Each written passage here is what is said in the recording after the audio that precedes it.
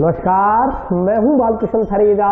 आप देख रहे हैं डेली लाइव। आइए शुरुआत करते हैं आज के मुख्य समाचारों की। नॉन प्रैक्टिस अलाउंस की राशि दिए जाने की मांग को लेकर टाउन स्थित कामधेनु गौशाला में आयोजित हुआ वेटनरी डॉक्टर्स का अधिवेशन। जंक्शन स्थित व्यापार मंडल धर्मशाला में आयोजित हुई आम आदमी पार्टी की बैठक। विश्व हिंदू परिषद के प्रांत सह संयोजक आशीष पारिक ने हनुमानगढ़ से भाजपा टिकट के लिए पेश की दावेदारी। अभियंता दिवस के उपलक्ष्य में आर्किटेक्ट्स एवं इंजीनियर्स ने टाउन स्थित बीएम कॉलेज परिसर में किया पौधारोपण। यातायात पुलिस, रोडवेज विभाग एवं परिवहन विभाग ने संयुक्त अभियान चलाकर ट्रैफिक नियमों की अवहेलना करने वाले वाहन चालकों के काटे चालान। और अब समाचार विस्तार से। वेटनरी डॉक्टर्स व गौशाला समिति पदाधिकारियों का संयुक्त अधिवेशन टाउन स्थित कामधेनु गौशाला समिति प्रांगण में आयोजित किया गया। वेटनरी डॉक्टर्स तथा गौशाला समिति के पदाधिकारियों के संयुक्त तत्वाधान में टाउन स्थित गौशाला समिति प्रांगण में एक सेमिनार का आयोजन किया गया। इस संदर्भ में जानकारी देते हुए डॉक्टर्स ने बताया कि वेटनरी डॉक्टर्स की मुख्य मांग एनपीए है। एनपीए को लेकर के डॉक्टर्स पिछले काफी समय से सरकार से मांग करते आ रहे हैं, मगर सरकार उनकी कोई सुनवाई नहीं कर रही। मजबूरन उन्हें आज एक दिवसीय हड़ताल पर जाना पड़ा। उन्होंने कहा कि सरकार और वेटनरी डॉक्टर्स एसोसिएशन के मध्य जनवरी माह में एक वार्ता का आयोजन हुआ था, जिसमें सरकार ने बाकायदा ये वायदा किया था कि इस मांग को शीघ्र अतिशीघ्र पूरा कर दिया जाएगा, मगर अब चुनाव सिर पर है। इसके बावजूद सरकार ने डॉक्टर्स की मांग को नहीं माना है। डॉक्टर्स ने कहा कि सरकार रविवार रात्रि तक यदि उनकी मांग को नहीं मानती है तो सोमवार को भी अनिश्चितकालीन हड़ताल पर चले जाएंगे। अधिवेशन में विचार व्यक्त करते हुए गौशाला समिति के पदाधिकारियों ने कहा कि चिकित्सक निस्वार्थ भाव से गोवंश की सेवा करने में जुटे हुए हैं। सरकार को उनकी मांगों को प्रमुखता से हल करना चाहिए। उन्होंने कहा कि वे पूरी तरह से चिकित्सकों के साथ हैं। आप लोगों की 80% उनको एनपीए मिलता है। अब यहाँ समस्या ये है कि तो हम राजस्थान के अंदर डॉक्टरों की संख्या बहुत सीमित है। पिछले 6-7 साल से कोई भर्ती नहीं हुई। 2 लोग भर्ती थे, वो रिटायर हो रहे हैं हर साल। पूरे जिले में जितने डॉक्टर हैं उतने मेडिकल हॉस्पिटल के अपने मानगढ़ के चिकित्सालय में उससे ज्यादा डॉक्टर। इतना फर्क है डॉक्टर। पूरे राजस्थान में मुश्किल से 1500 के करीब डॉक्टर होंगे। इतनी कम संख्या है तो संख्या बल आजकल गणतंत्र में, प्रजातंत्र में संख्या बल का महत्व होता है। तो हमारी आवाज नहीं है स्टेट लेवल की, क्योंकि हमारी संख्या बहुत सीमित है। तो इसलिए हमें जनप्रतिनिधियों की, आप लोगों की मदद की आवश्यकता है। और मुझे उम्मीद है कि आप डॉक्टरों का सहारा बनेंगे। ये तो आपकी सेवा में आप कभी कहते हो। मुझे नहीं लगता कि मानगढ़ जिले में कभी कोई कंट्रोवर्सी या वाद विवाद डॉक्टर पशुपालन विभाग के बीच में कभी हुआ हो। आज जिला गौशाला समिति और सभी गौशालाओं द्वारा डॉक्टर्स को एनपीए न मिलने के कारण आत्मसमर्पण किया है। एनपीए जब पड़ोस के राज्यों में मिलता है तो उनको मिलना अधिकार है। और लंबी के टाइम जो बीमारी आई थी उसमें डॉक्टरों ने हमारे साथ खूब सहयोग किया। इसीलिए आज आप देखेंगे उनकी बहुत सारी संख्या में लोग आए हैं। ये सारा इनके डॉक्टरों के प्रेम की वजह से आए हैं। अदरवाइज जो गौशालाएँ बुलाए करके आदमी नहीं आते हैं। हर डॉक्टर का यहाँ पे अच्छा स्वभाव है। हर वक्त रात को भी 12 बजे टेलीफोन पर भी डॉक्टर अपना मोटरसाइकिल लेके 10 किलोमीटर भी दूर जाना हो तो रात को होते हैं। इसीलिए हम सब लोग सरकार से मांग करते हैं कि डॉक्टरों को वो एनपीए है वो देना जरूरी है। मैं उसमें 20% है तो आप आधा ही दे दो। एक बार सरकार की बात है तो 10% ही दे दो। देना जरूरी है हमारी यही सरकार से। डॉक्टर तो बहुत ज़्यादा कम है। और स्टेट से देखते हुए मेरे 1500 डॉक्टर हैं सारे ही। और आज 6 साल हो गए कोई भी डॉक्टर नया भर्ती नहीं किया है। जो है वो रिटायर होते जा रहे हैं। फिर भी यहाँ के डॉक्टर एक डॉक्टर 4 डॉक्टरों को काम करता है। और हमेशा जब भी बुलाओ ये लोग तैयार होते हैं। इसलिए हम लोग सब इनका समर्थन कर रहे हैं। हमारी समिति सरकार से भी अनुरोध करेगी, लिखित में भी देगी। हर घर जाना भी पड़ा जयपुर तो हमने इनको आश्वासन दिया है कि हम आपके साथ हैं और हमारे साथ चलेंगे। कोई प्रावधान में शामिल होना तो भी हम वेटनरी एसोसिएशन राजस्थान जो है उस पर और वेटनरी डॉक्टर एसोसिएशन दोनों के संयुक्त तत्वाधान से ये हमारा आज का एक दिन का गौशाला के जिले की समस्त गौशाला के पदाधिकारी और गौ भक्तों के साथ एक संयुक्त अधिवेशन का हमने आयोजन किया था टाउन की गौशाला में। वहाँ पे लगभग 1000 के करीब गौशाला के लोग थे, बाकी हमारे सारे जिले के डॉक्टर्स थे। हमारी जो मुख्य मांग है एनपीए, उसके विरोध में हम 1 दिन का सामूहिक अवकाश करें। सरकार हमें पिछले जनवरी से हमारा 40 दिन का कर्मी पेंशन हुआ, उसमें सरकार ने यह आश्वासन दिया था कि हम जल्द से जल्द आपकी मांग पूरी करेंगे। जनवरी से लेकर के सितंबर तक हमारी मांग पूरी नहीं हुई है। आज हमारा 1 दिन का सामूहिक अवकाश है और सोमवार से हम अनिश्चितकाल के लिए सामूहिक अवकाश पे जा रहे हैं। तो हम सरकार से ये मांग करते हैं कि हमारी जल्दी से जल्दी योजना एनपीए मांग जो है पूरी करे, वरना हम कामधेनु बीमा योजना और गोपालन का जो विभाग का भी अनुदान आना है, सरकार को फिजिकल वेरिफिकेशन कराना, इसका हम बहिष्कार करेंगे। तो गायों को भी अनुदान लेट होगा और कामधेनु बीमा योजना भी सरकार की जो फ्लैगशिप योजना है वो लटक जाएगी। इसलिए हम सरकार से गुजारिश करते हैं कि जल्दी से हमारी मांग पूरी करें। विधानसभा चुनाव से वक्त पहले विश्व हिंदू परिषद के प्रांत संयोजक पद से मुक्त किए गए आशीष पारिक ने हनुमानगढ़ विधानसभा क्षेत्र से भाजपा की टिकट के लिए दावेदारी जताई है। विधानसभा चुनाव से आने पहले विश्व हिंदू परिषद के प्रांत सह संयोजक पद से मुक्त किए गए आशीष पारिक ने हनुमानगढ़ विधानसभा क्षेत्र से टिकट के लिए दावेदारी जताई है। यद्यपि जगह जगह उनके लगे होर्डिंग्स और पिछले कुछ दिनों से लगातार हनुमानगढ़ विधानसभा क्षेत्र का दौरा करने से सियासी चर्चाओं को हवा मिल रही थी, लेकिन इस पर शनिवार को उस समय विराम लग गया जब आशीष पारिक ने प्रेस कॉन्फ्रेंस आयोजित कर विधानसभा चुनाव में भारतीय जनता पार्टी के टिकट से दावेदारी के लिए अपनी बात रखी। मीडिया से रूबरू होते हुए आशीष पारिक ने कहा कि उन्होंने विश्व हिंदू परिषद व बजरंग दल के समय सेवक के रूप में काम किया, जो जिम्मेदारी मिली उसे कर्तव्य निष्ठा के साथ निभाया है। वैसे ही अब वे राजनीतिक क्षेत्र में समय को सेवक के रूप में प्रस्तुत कर विकास के लिए समर्पित रखने की कोशिश करेंगे। उनकी कोशिश रहेगी कि हनुमानगढ़ की राजनीति में सुचिता की जो कमी आई है उसे दूर किया जाए। चेहरा परिवर्तन के सवाल के जवाब में पारिक ने कहा कि परिवर्तन संसार का नियम है, समय के साथ साथ परिवर्तन जरूरी है, यह सभी संगठनों की रीति भी है। प्रेस कॉन्फ्रेंस में प्रेम साहू, विजय कौशिक, कुलदीप नोरुकार, राजकुमार ओझा सहित अन्य लोग उपस्थित रहे। मैं विधानसभा क्षेत्र हनुमानगढ़ से अपने सभी भाइयों के आशीर्वाद से, अपने बुजुर्गों के आशीर्वाद से, हनुमानगढ़ की जनता के आशीर्वाद से स्वयं को हनुमानगढ़ के एक सेवक के रूप में प्रस्तुत करता हूं और आप लोगों को विश्वास दिलाता हूं कि पूर्व में जो जैसी जिम्मेदारी, जिस हिसाब की जिम्मेदारी मुझे दी गई थी, जिस प्रकार कर्तव्य निष्ठा से उस जिम्मेदारी का निर्वहन किया, वैसे ही राजनीतिक क्षेत्र में भी मैं अपना तन मन धन समर्पित करके और हनुमानगढ़ के विकास के लिए और हनुमानगढ़ के साथ साथ संपूर्ण अपने ये जो एरिया है उसके विकास के लिए स्वयं को हमेशा समर्पित रखूंगा और कोशिश करूंगा कि राजनीति में जो शुचिता की कमी आई है उस शुचिता की कमी को दूर कर सकूं और अपना जीवन पूरा इस हनुमानगढ़ की जनता के लिए समर्पित कर सकूं, ऐसा मेरा प्रयास रहेगा। आप देख रहे हैं अभी जो राजनीतिक परिदृश्य है वो भी बदल रहा है, समय पूरा परिवर्तन हो रहा है और परिवर्तन हमेशा से होता भी रहा है और अभी भी परिवर्तन के इस दौर में जब भारत माता की जय जयकार पूरे विश्व में होने जा रही है, उसकी टंकार के लिए युवाओं को आगे आना ही होगा। और जैसा कि आदरणीय मोदी जी का भी एक स्वप्न है कि जैसा स्वामी विवेकानंद जी ने कहा था कि युवाओं का आगे भविष्य है और युवा जब अपनी पूरी शक्ति के साथ लगेंगे तो फिर भारत माता की जो जय जयकार है पूरे विश्व में गुंजायमान होगी।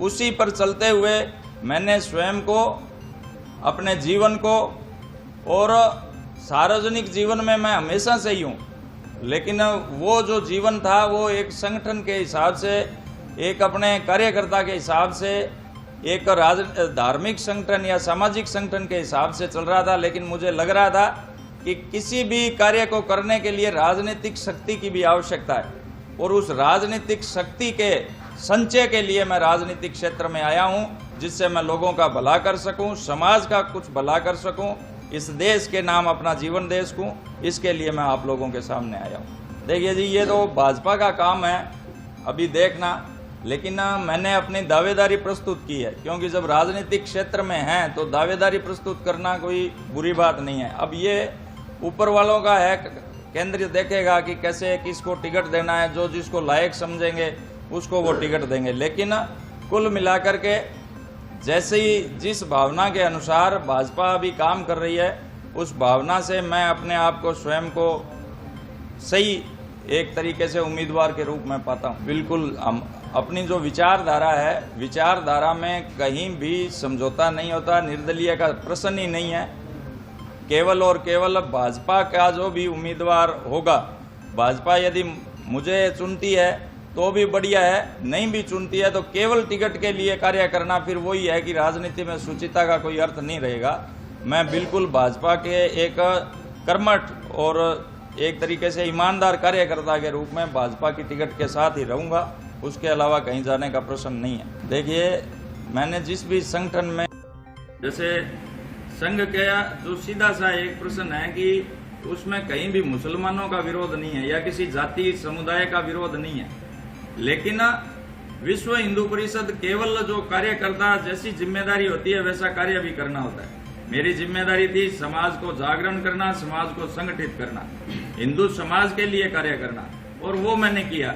अभी भाजपा में जो जिम्मेदारी होगी, भाजपा में जैसी जिम्मेदारी होगी उस हिसाब से कार्य करेंगे, लेकिन हिंदू समाज को एकत्र हुए बिना और हिंदू समाज को जब तक जन जागरण के बिना और हिंदू समाज बहुसंख्यक जो अपना समाज है उसकी भावनाओं का यदि अनादर करके कुछ भी हासिल होता है तो ऐसे किसी भी दायित्व की मुझे आवश्यकता भी नहीं है। आम आदमी पार्टी द्वारा जन संस्कृति व्यापार मंडल धर्मशाला में बैठक का आयोजन किया गया। आम आदमी पार्टी द्वारा जंक्शन स्थित व्यापार मंडल धर्मशाला में जन संवाद कार्यक्रम का आयोजन किया गया। कार्यक्रम में उपस्थित कार्यकर्ताओं को संबोधित करते हुए आम आदमी पार्टी के प्रदेश पदाधिकारी ने कहा कि राजस्थान में आम आदमी पार्टी की सत्ता का रास्ता श्रीगंगानगर हनुमानगढ़ से होकर के निकलता है। उन्होंने कहा कि यहाँ 30 साल कांग्रेस ने राज किया और 19 साल भाजपा ने राज किया है। इसके बावजूद प्रदेश पूरी तरह से पिछड़ा हुआ है। आम आदमी पार्टी के पदाधिकारी कहा कि जब हम लोग दिल्ली में संघर्ष कर रहे थे तो कांग्रेस और भाजपा ने कहा आप चुनकर आइए। हमने दिखा दिया है कि आमजन आम आदमी पार्टी को पसंद करता है और उसकी बेहतर नीतियों के कारण उससे जुड़ना चाहता है। उन्होंने कहा कि हमने दिल्ली के अलावा पंजाब में भी शानदार जीत हासिल की है, इसके अलावा गुजरात में भी हमें सफलता मिली है। उन्होंने विश्वास व्यक्त किया कि इस बार के विधानसभा चुनाव में आम आदमी पार्टी राजस्थान में सत्तासीन होगी। उन्होंने कहा कि यदि राजस्थान की जनता हमें मौका देती है तो यहाँ दिल्ली की तरह से बेहतर शिक्षा व्यवस्था सहित अन्य आमजन की सुविधाओं का पूरा ख्याल रखा जाएगा। पूरे राजस्थान में 200 विधानसभाओं पे पूरी मजबूती के साथ चुनाव लड़ने जा रहे हैं। आम आदमी पार्टी को जब भाजपा और कांग्रेस वालों ने ललकारा था दिल्ली के अंदर कि आप लोगों को सत्ता में आना है तो चुनकर आए, हम आज दिल्ली में चुनकर आ गए, पंजाब में चुनकर आ गए, गुजरात में चुनकर आ गए और अब बारी राजस्थान की है। राजस्थान में आम आदमी पार्टी का रास्ता गंगानगर से होकर आएगा, क्योंकि जिस तरह से पंजाब के अंदर साल भर के अंदर परसों ही अरविंद केजरीवाल ने एक वर्ल्ड क्लास स्कूल का उद्घाटन किया है, जबकि राजस्थान के अंदर आज तक 30 साल कांग्रेस ने शासन किया है और 19 साल भाजपा ने शासन किया है, लेकिन ये दोनों ही सरकारें आज तक एक भी मॉडल स्कूल नहीं बना सकी, क्योंकि इन लोगों ने आम आदमी को शिक्षा से वंचित रखा है, आम आदमी को महंगाई पे महंगाई दी है, किसानों को कर्ज की सीमा में ढकेल रखा है, पेपर लीक जैसे मामले हैं, क्योंकि ये लोग चुनकर आते हैं तो जनता के लिए काम नहीं करते हैं, अपनी जेबें भरने के लिए काम करते हैं। आज जिस तरह से पूरे देश के अंदर आम आदमी पार्टी की मांग बढ़ रही है और आम आदमी पार्टी अरविंद केजरीवाल जी की गारंटी पर जनता विश्वास कर रही है, उसी गारंटियों को देने के लिए आज मैं राजस्थान में हनुमानगढ़ में आया हूं और मुझे पूरा विश्वास है कि हनुमानगढ़ की जनता और गंगानगर की जनता इस बार राजस्थान में बदलाव लाएगी और यहाँ के जो विधायक और जो सांसद कहते हैं हम लगातार जीतते आ रहे हैं, इस बार बड़े बड़े सिंहासन डोलेंगे पंजाब और दिल्ली की तरह और राजस्थान के अंदर बदलाव आएगा। देखिए, नकल करने में अकल की ज़रूरत होती है। आज अरविंद केजरीवाल जी जब हमारे गंगानगर में हम लोग सभा करने आए थे, उस समय भी अशोक गहलोत जी ने पूरे गंगानगर के अंदर होर्डिंग लगा दिए थे। अभी ताज़ी घटना कोटा में हुई थी, हमारे सहप्रभारी आए, सर्किट हाउस में एक दिन पहले बुकिंग हुई और कलेक्टर साहब कहते हैं कि आपका सर्किट हाउस में रूम कैंसिल कर दिया गया है। ये आम आदमी का डर है, गहलोत जी चाहे जितनी भी घोषणाएं कर लें, अशोक गहलोत जी को और भाजपा को जनता ने 50 साल दिए हैं। जो दोनों पार्टियां 50 साल में आम जनता का भरोसा नहीं जीत पाई, वो अब क्या जीतेंगी। चुनाव से 6 महीने पहले आप घोषणाएं कर रहे हैं, 50 और 100 यूनिट बिजली की घोषणा कर रहे हैं और उससे ज़्यादा सरचार्ज के नाम पर जनता को लूट रहे हैं, पेट्रोल के नाम पर GST लगाकर लूट रहे हैं, टोल के नाम पर राजस्थान को लूट रहे हैं। अब जनता मजबूती के साथ आम आदमी को देगी। हर आदमी पुरानी मशीन को त्याग कर नई मशीन को अपनाता है। राजस्थान की भी जनता भाजपा और कांग्रेस की पुरानी मशीन को त्यागेगी और आम आदमी पार्टी की नई मशीन को अपनाएगी। देखिए क्या होता है, जब आम आदमी लड़ता है और आम आदमी मजबूती के साथ लड़ता है तो हर आम आदमी के अंदर एक उमंग होती है कि मैं भी नेता बनूं। और ये जरूरी भी मैं मानता हूं कि हर आम आदमी को युद्ध के मैदान पर उतरना चाहिए, क्योंकि परिवर्तन जब ही आता है जब हमारे युवाओं के अंदर जागरूकता आती है। लेकिन संगठन बहुत बड़ी चीज़ होती है। आम आदमी पार्टी का संगठन बहुत मजबूत संगठन है और हम लोग जिसको भी चुनाव के मैदान पर उतारेंगे, एक आम आदमी ही उतरेगा, लेकिन पूरी तरह से पारंगत होगा और जीतने के बाद पहले दिन से ही आम आदमी की सेवा करेगा। जैसे आज पंजाब के अंदर भगवंत मान जी सेवा कर रहे हैं और साल भर के अंदर उन्होंने पंजाब की जनता को भ्रष्टाचार से मुक्ति दिलाई है, किसानों की दयनीय स्थिति से छुटकी दिला रहे हैं, टोल लगातार बंद कर रहे हैं, अच्छे अच्छे स्कूल बना रहे हैं। ये सब सिर्फ आम आदमी ही कर सकते हैं। आर्किटेक्ट एवं इंजीनियर्स समिति द्वारा अभियंता दिवस के उपलक्ष्य में टाउन स्थित व्यापार मंडल कॉलेज परिसर में पौधारोपण किया गया। आर्किटेक्ट्स एवं इंजीनियर समिति की ओर से अभियंता दिवस के उपलक्ष्य में आयोजित किए गए 2 दिवसीय कार्यक्रम का समापन शनिवार को टाउन के व्यापार मंडल कन्या महाविद्यालय प्रांगण में पौधारोपण के साथ किया गया। समिति सदस्यों ने धरती बचाओ मुहिम के तहत पौधारोपण कर पर्यावरण संरक्षण का संदेश दिया। समिति प्रवक्ता हरीश वर्मा ने बताया कि अभियंता दिवस के उपलक्ष्य में शुक्रवार को गोष्ठी का आयोजन किया गया था। इसी कड़ी में आज शनिवार को पौधारोपण किया गया। इसके तहत समिति के सदस्य अभियंताओं एवं आर्किटेक्टर की ओर से विभिन्न प्रजातियों के 168 पौधे लगाकर उनकी सार संभाल का संकल्प लिया गया। उन्होंने बताया कि यह पौधारोपण अभियान निरंतर चलता रहेगा। पर्यावरण संरक्षण का संदेश देने के लिए आमजन को जागरूक भी किया जाएगा। इस मौके पर समिति के वीरेंद्र पाल सिंह, राम कुमार, अनुराग स्वामी, विवेक कामरा, अजय शर्मा, सुरेंद्र खिलेरी, अंग्रेज सिंह, योगेंद्र सिंह, राजदीप सोनी, अनंत नारायण, हिमांशु जोशी सहित अन्य लोग उपस्थित रहे। आर्किटेक्ट एंड इंजीनियर्स एसोसिएशन द्वारा इंजीनियर्स डे डॉक्टर विश्वेश्वरैया के जन्मदिवस के अवसर पर पौधारोपण का कार्यक्रम किया गया, जिसमें पौधारोपण इसलिए किया गया ताकि हम धरती को बचा सकें, पर्यावरण को संतुलित कर सकें। इसी लक्ष्य के साथ हमने आज ये कार्यक्रम किया और आगे भी ऐसे कार्यक्रम करते रहेंगे। तकरीबन 41 पौधे हैं जो कि आज लगाए गए हैं और आगे भी ऐसे कार्यक्रम हम करते रहेंगे। और अभी वक्त ब्रेक का, हाजिर होता हूँ छोटे से ब्रेक के बाद।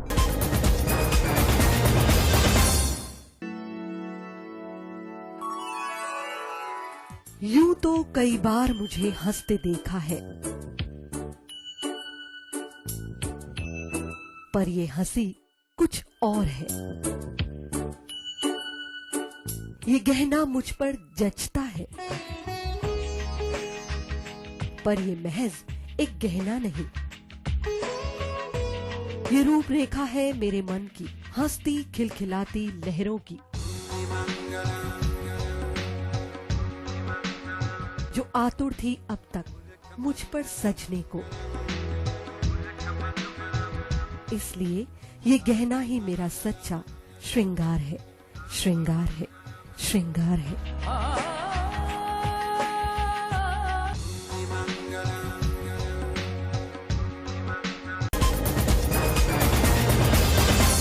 ब्रेक के बाद स्वागत है। आइए नजर डालते हैं अगले समाचारों पर। सूरतगढ़ मार्ग पर स्थित एसकेडीएमसी में राज्य स्तरीय आर्म रेसलिंग प्रतियोगिता का आयोजन किया गया। सूरतगढ़ मार्ग पर स्थित खुशहाल दास यूनिवर्सिटी में आज राज्य स्तरीय ओपन आर्म रेसलिंग प्रतियोगिता का आयोजन किया गया। प्रतियोगिता का शुभारंभ यूनिवर्सिटी के चेयरपर्सन बाबूलाल जुनेजा द्वारा किया गया। Coach doctor Ravindra Kumar Samuel ने इस संदर्भ में जानकारी देते हुए बताया कि प्रतियोगिता में पूरे प्रदेश से लगभग 100 खिलाड़ी हिस्सा ले रहे हैं। उन्होंने कहा कि इसमें 7 सीनियर और 4 जूनियर वर्ग की प्रतियोगिता में खिलाड़ी अपना अपना दमखम दिखा रहे हैं। हैं। कोच ने बताया कि यह खेल भारतीय संस्कृति से जुड़ा हुआ है तथा सैकड़ों वर्षों से प्रचलित है। अब इसमें आधुनिक नियमों का समावेश कर प्रतियोगिताएं करवाई जा रही हैं। कार्यक्रम में बाबूलाल जुनेजा, कोच राजेंद्र सिंह सुंबल के अलावा वेद प्रकाश शर्मा सहित अन्य लोग उपस्थित रहे। आज हमारे यहाँ श्री खुशहालदास यूनिवर्सिटी के अंदर आर्म रेसलिंग एसोसिएशन हनुमानगढ़ और हमारी SKD यूनिवर्सिटी के कोलैबोरेशन से हम यहाँ आज एक फर्स्ट आर्म रेसलिंग चैंपियनशिप का आयोजन किया जा रहा है, जिसमें लगभग above 100 arm wrestler all over Rajasthan से पार्टिसिपेट कर रहे हैं, जिसमें 7 कैटेगरी के मैचेस हैं, जिसमें 2 कैटेगरी जूनियर्स की हैं और 5 कैटेगरी सीनियर की हैं वेट वाइज। तो 100 के अबव पार्टिसिपेट आ चुके हैं और एक बड़ा अच्छा कॉम्पिटिशन स्टार्ट हुआ है। हमारी जो श्री गुरु गोविंद सिंह चैरिटेबल ट्रस्ट के जो चेयरपर्सन जी हैं बाबूलाल जी जुनेजा, उनके गाइडेंस से हम 1 बाय 1 बड़े अच्छे इवेंट करते हैं। ये वन डे इवेंट ही है, क्योंकि इसमें जो ये शाम तक, ये लेट नाइट तक चलेगा और जो विनर होंगे उनको जो फर्स्ट प्राइज़ होगा वो 3100 रुपये प्लस मेडल प्लस टी-शर्ट, जो सेकंड होगा वो 2100 प्लस मेडल शर्ट। अब वो हमारी यूनिवर्सिटी के द्वारा जो कैश प्राइजेज हैं वो सब SKD यूनिवर्सिटी के द्वारा स्पॉन्सर हैं और बाकी जो कोलैबोरेशन है वो सर लोगों का है, जो क्लब है हनुमानगढ़ का आर्म रेसलिंग क्लब हनुमानगढ़, और बाकी जो इवेंट के अंदर जो ऑर्गेनाइजर हैं जैसे वेन्यू है या जो फैसिलिटीज है वो सब हमारी जो ऑफिशियल कंडक्ट जो करेंगे वो एसोसिएशन के जो मेंबर हैं वो करेंगे। यातायात पुलिस, रोडवेज विभाग एवं परिवहन विभाग द्वारा संयुक्त अभियान चलाकर ट्रैफिक नियमों की अवहेलना करने वाले वाहन चालकों के चालान काटे गए। यातायात पुलिस, रोडवेज विभाग तथा परिवहन विभाग द्वारा संयुक्त रूप से अभियान चलाकर नियमों की अवहेलना करने वाले वाहन चालकों के चालान काटे जा रहे हैं। इस संदर्भ में आज जंक्शन में विभिन्न स्थानों पर नाका लगाकर तीनों विभागों द्वारा बाल वाहिनियों तथा अन्य वाहनों के खिलाफ कार्रवाई की गई। यातायात थाना प्रभारी विजेंद्र शर्मा ने जानकारी देते हुए बताया कि राज्य सरकार के निर्देशानुसार पूरे प्रदेश में 15 सितंबर से 30 सितंबर तक बाकायदा अभियान चलाया जा रहा है। इस दौरान नियमों की अवहेलना करने वाले वाहन चालकों के खिलाफ कार्रवाई की जा रही है। उन्होंने आम जन से दोपहिया वाहन चलाते समय हेलमेट का इस्तेमाल करने, चौपहिया वाहन चलाते समय सीट बेल्ट लगाने का आह्वान किया। विजेंद्र शर्मा ने कहा कि यातायात पुलिस आम जन की जीवन की सुरक्षा को लेकर पूरी तरह गंभीर है। उन्होंने कहा कि मामूली सी लापरवाही भी दुर्घटना होने के बाद जानलेवा सिद्ध हो सकती है, इसलिए प्रत्येक व्यक्ति को यातायात नियमों की पालना करते हुए वाहन चलाने चाहिए। ये राजस्थान सरकार द्वारा और पुलिस विभाग द्वारा, परिवहन विभाग द्वारा संयुक्त चेकिंग अभियान दिनांक 15/9 से 30/9 तक चलाया जा रहा है, जिसमें अवैध वाहनों के खिलाफ, भारी वाहनों के खिलाफ अभियान चलाया जा रहा है। साथ ही में बाल वाहिनियों के खिलाफ भी कार्रवाई की जा रही है। करीबन 25-30 कार्रवाई हो चुकी हैं, चालान और सीज किए गए। इसमें बस में ये कॉलेज के लड़के हैं और पूरी सीटिंग सही है, पूरी बस चेक की गई है, बिल्कुल कार्रवाई जारी है। अभी एक तेज गति, ओवर क्राउड और अवैध वाहनों के खिलाफ अभियान चलाया गया है, जो 15 से 30 तक चलेगा। इसमें जो अभी मेले का समय है तो ओवर क्राउडिंग जो चल रही है उस पर अंकुश लगाने के लिए ये अभियान चलाया जा रहा है। इसके साथ साथ ओवरलोड और अन्य जो भी अवैध वाहन है उनके खिलाफ कार्रवाई की जाएगी। हाँ, अभी हमने यहाँ पे करीब 25-30 चालान बनाए हैं, कुछ बाल वाहिनी के, कुछ और अन्य ऐसे चालान होंगे। वाहन चालकों से यही अपील है कि अपने डॉक्यूमेंट पूरा रखें और यातायात नियमों का पालन करें।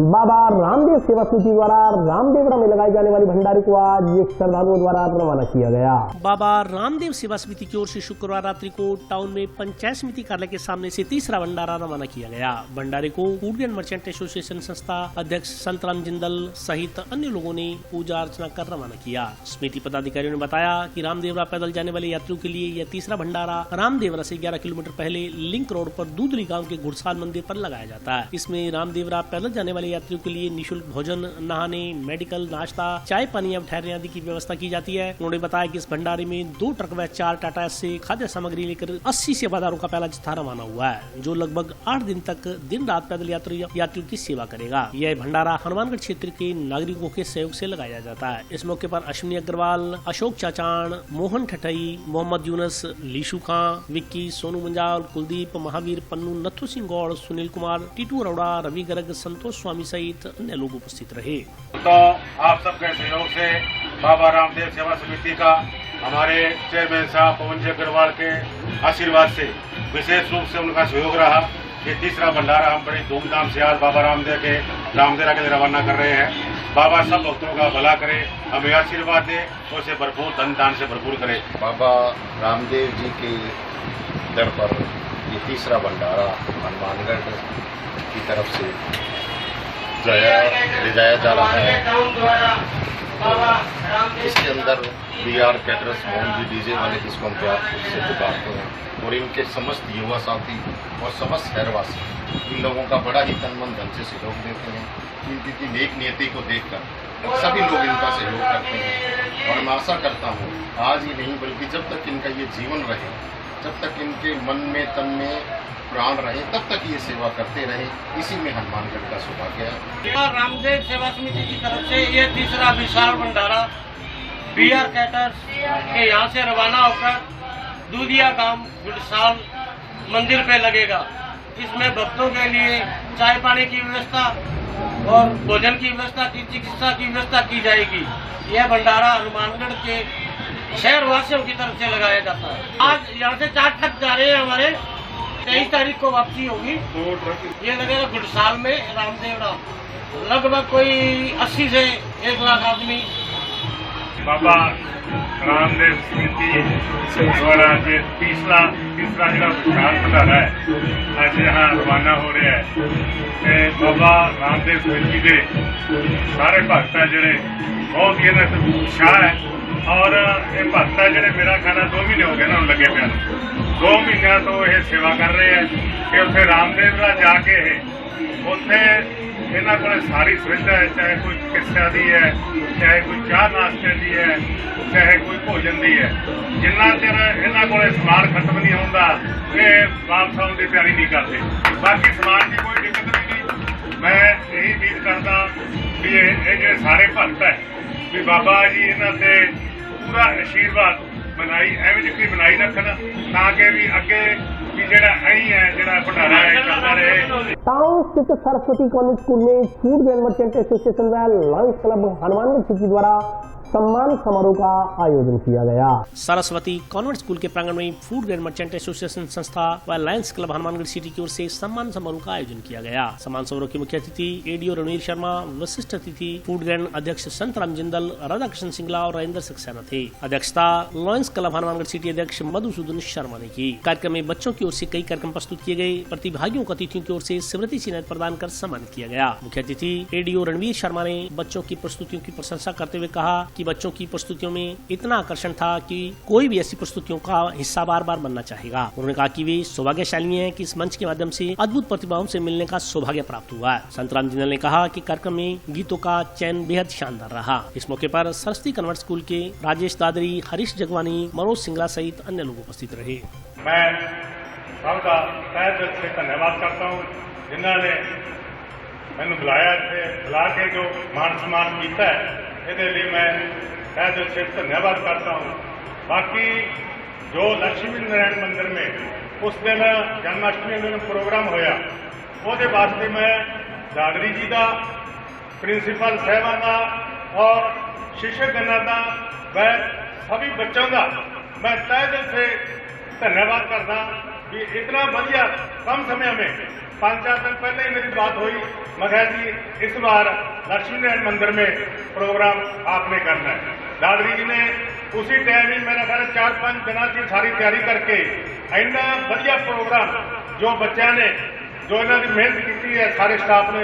आज हम सभी यहाँ मुख्य अतिथियों के साथ इकट्ठे हुए हैं इस उपलक्ष्य में कि हमने जो जन्माष्टमी से पहले हरे कृष्णा चिल्ड्रन कॉन्टेस्ट किया था उसके प्राइज का कुछ कंसोलेशन प्राइजेस थे और कुछ हमारे जजेस को हमने रिवार्ड करना था। तो उसके लिए आज हम यहाँ सभी सरस्वती कॉन्वेंट स्कूल में सभी एकत्रित हुए हैं जिसमें हमारे मुख्य अतिथि श्री ADO साहब शर्मा जी और अपने फूड ग्रेन मर्चेंट एसोसिएशन के अध्यक्ष संतराम जी जिंदल प्रेजेंट हुए और उन्होंने यहाँ के अपना कीमती समय दे के बच्चों को प्राइज डिस्ट्रीब्यूट किया।